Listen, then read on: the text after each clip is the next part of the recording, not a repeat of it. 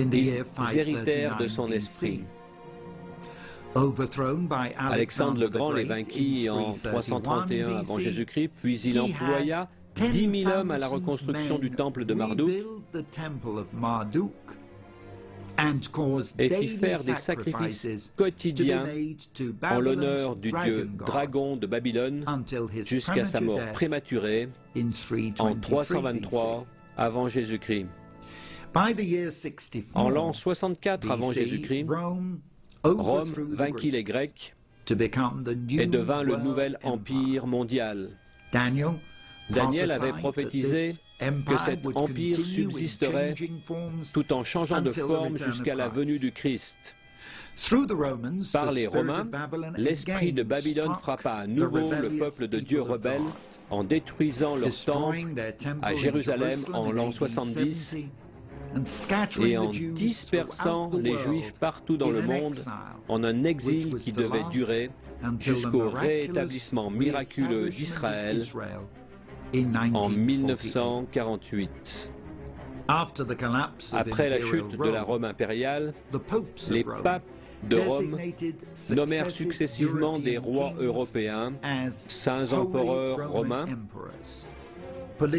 en fait, des chefs politiques du Saint-Empire romain papal. Ce titre de Saint-Empereur romain fut détenu par la dynastie allemande des Habsbourg pendant des siècles. Ils détiennent également le titre de roi de Jérusalem qui leur fut accordé à perpétuité après que les croisés européens eurent repris Jérusalem aux Turcs en 1061. Ils continuent de porter ce titre aujourd'hui. En 1898, le Kaiser Wilhelm II ou Guillaume II d'Allemagne, en qualité de roi de Jérusalem, visita la Terre Sainte. Un an après, il fit entreprendre des fouilles archéologiques sur le site de la Babylone antique. En 1913, il fit venir à Berlin les premières parties de la porte et de la rue de la Procession avec les 337 dragons serpents, la porte d'entrée de l'enfer sur la terre. Un an plus tard, l'Allemagne était en guerre contre le monde entier et 10 millions moururent en seulement 4 ans. Dès 1930, toute la rue de la Procession avait été reconstruite à Berlin. Était-ce le dieu dragon serpent de Babylone, le diable lui-même, qui parlait à travers Hitler lorsqu'il annonçait la solution finale de la question juive? Solution qui devait aboutir à l'Holocauste de 6 millions de Juifs en Europe. Non seulement cela, mais la Seconde Guerre mondiale avec Hitler de 1939 à 1945 fut vraiment l'enfer sur la terre. 55 millions de morts dans le monde entier, l'Allemagne en ruine, Berlin divisé entre les superpuissances de l'Est et de l'Ouest. Tandis que Berlin-Est gardait la porte d'Ishtar, symbole de la haine envers les Juifs, l'Allemagne de l'Ouest connaissait une période de grâce. Le chancelier Adenauer, qui était un chrétien engagé et opposé au nazisme toute sa vie, reconnaissait la vérité biblique que Dieu bénit ceux qui bénissent les Juifs. Alors que son propre pays était en ruine, il offrit des dommages de guerre à Israël et le miracle économique allemand de l'après-guerre commença. Tout changea après la réunification de l'Allemagne de l'Est et de l'Allemagne de l'Ouest en 1990. Le célèbre miracle économique allemand est en crise. Je me demande pourquoi. Le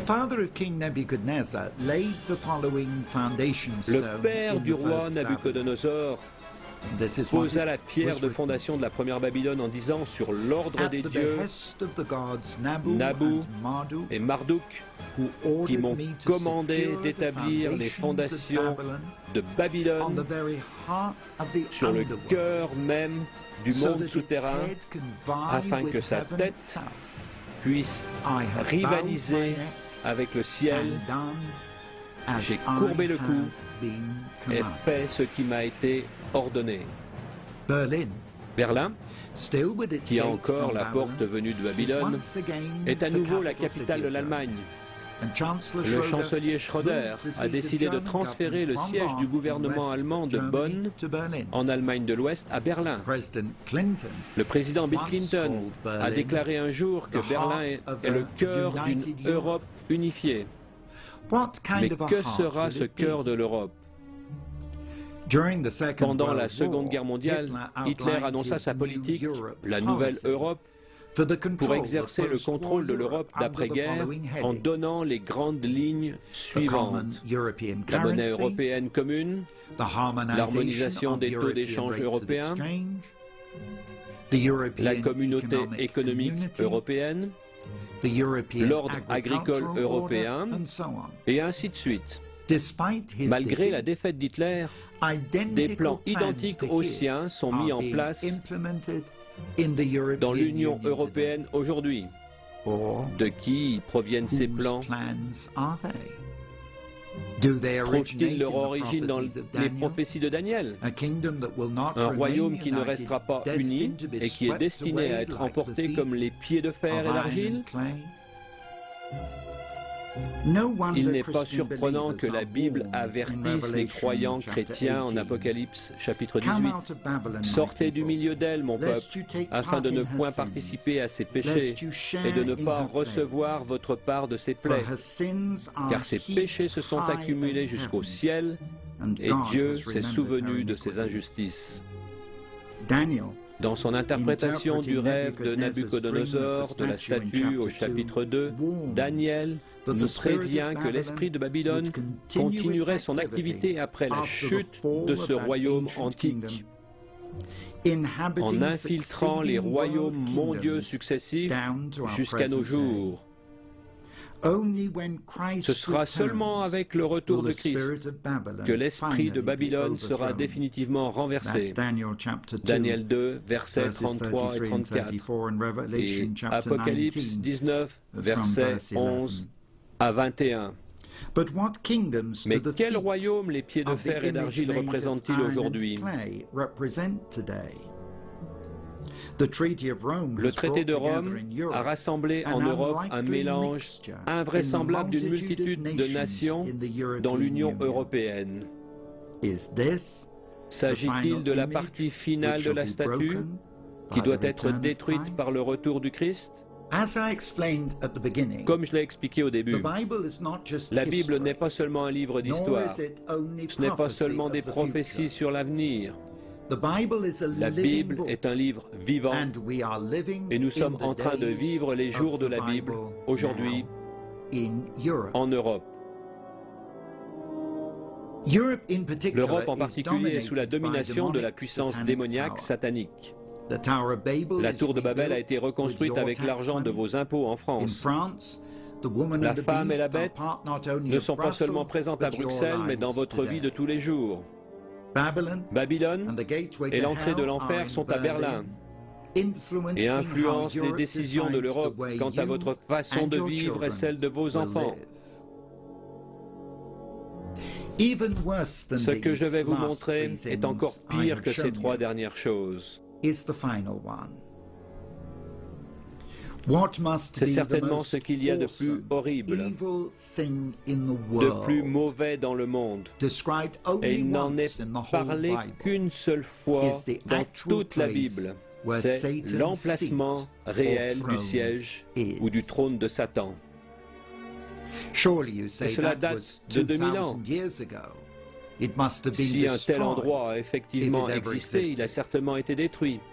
Ce lieu doit être tellement mauvais, d'une horreur telle qu'on puisse dire que c'est là que Satan lui-même demeure. En vérité, il n'y a qu'un seul endroit dans toute la Bible qui est décrit de cette manière. Où se trouvait-il?